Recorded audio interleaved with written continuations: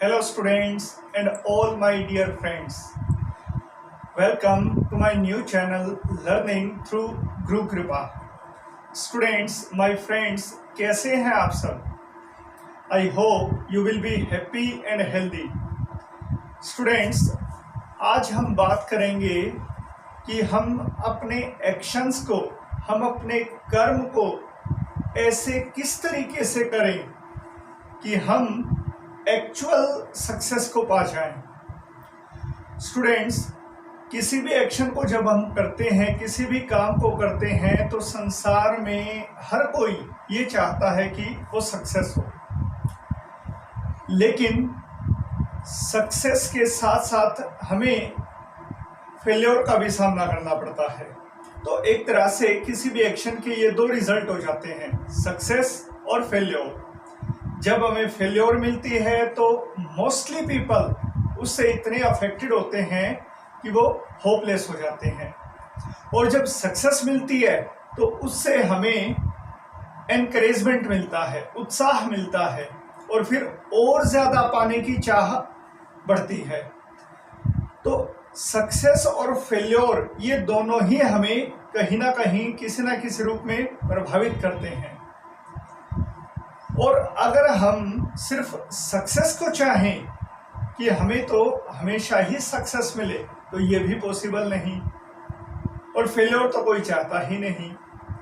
तो इसलिए जो एक्चुअल में कर्म करने का तरीका होना चाहिए, जो सीक्रेट ऑफ वर्क होना चाहिए, वो हमें पता होना चाहिए इस मामले में। सो सक्सेस और फेल्योर इन दोनों से प्रभावित ना होकर हम सिर्फ अपने एक्शन पे, अपने कर्म पे, अपने कर्तव्य पे ध्यान दें, उसके लिए गीता हमें उपदेश करती है। तो स्टूडेंट्स, हमें किस तरह से एक्शन करना चाहिए, किस तरह का काम कर्तव्य निभाना चाहिए, वो हमें गीता के दूसरे अध्याय में इस श्लोक से हमें पता चलता है। गीता में श्री कृष्ण कहते हैं कि योगस्थः कुरु कर्माणि संगम त्यक्त्वा धनंजय सिद्धे सिद्ध्योः समो भूत्वा समत्वं योग उच्यते।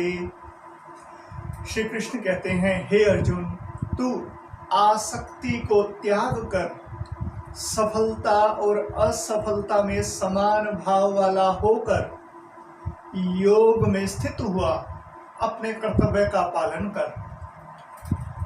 तो इस श्लोक में श्री कृष्ण कह रहे हैं कि आसक्ति का त्याग। अब आसक्ति किसके प्रति होती है?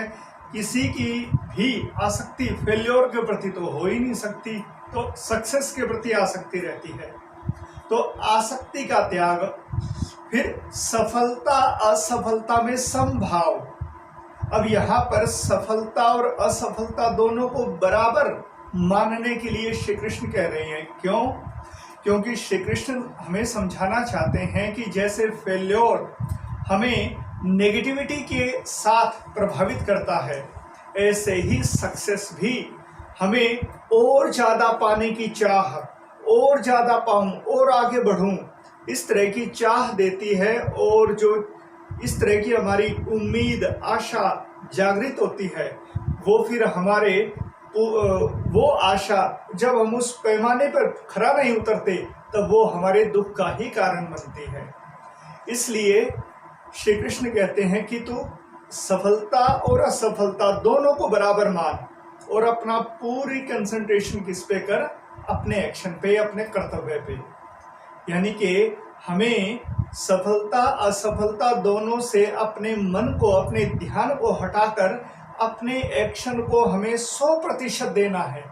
इस बात पे ध्यान रखना होगा, ऐसा हमें उपदेश किया गया है। इसी को कहा गया है कर्म योग, कि कर्म से योग, योग माने जुड़ना, अपने कर्म से हम जुड़ जाएं। उस कर्म का परिणाम या तो होगा सफलता या होगा असफलता। तो श्री कृष्ण कहते हैं कि तू सिर्फ अपने कर्म से जुड़, सफलता और असफलता दोनों ही को त्याग दे। जब हम किसी भी काम को 100% देते हैं तो निश्चय ही हमें उस काम में 99% सक्सेस ही मिलती है। 1% देश काल परिस्थिति के अनुसार किसी भी रीजन से हम असफल हो सकते हैं। तो श्री कृष्ण ये कहना चाहते हैं कि वो जो 1% की असफलता है, फेल्योर है, उसका भी दुख तू ना उठाए। इसलिए हे मनुष्य, तू इन दोनों को त्याग कर सिर्फ अपने कर्तव्य पर ध्यान दे। तो इस तरह से श्री कृष्ण हमें समझाना चाहते हैं कि समत्वम योग उच्यते, समता को, कि फेल्योर और सक्सेस दोनों एक समान हैं।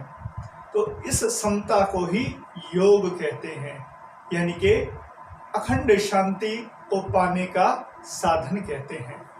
तो स्टूडेंट्स, आज हमने गीता के दूसरे अध्याय के इस अद्भुत श्लोक को चर्चा किया, जिसमें हमने जाना कि समता, समत्व भाव यानी कि इक्वेलिटी, यही कर्म करने का रहस्य है।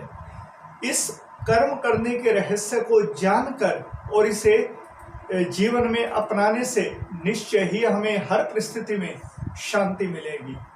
तो स्टूडेंट्स, माय डियर फ्रेंड्स, आओ मैं और आप सब मिलकर कोशिश करें श्री कृष्ण के इस उपदेश को प्रैक्टिकली जीवन में अपनाने की, समता को अपने जीवन में लाने की।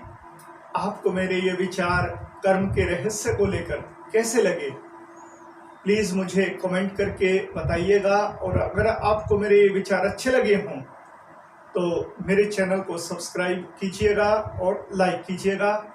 और नेक्स्ट वीडियो में हम फिर किसी और एक ऐसे ही इम्पोर्टेंट विषय पर फिर चर्चा करेंगे। आज के लिए इतना ही। श्री राम।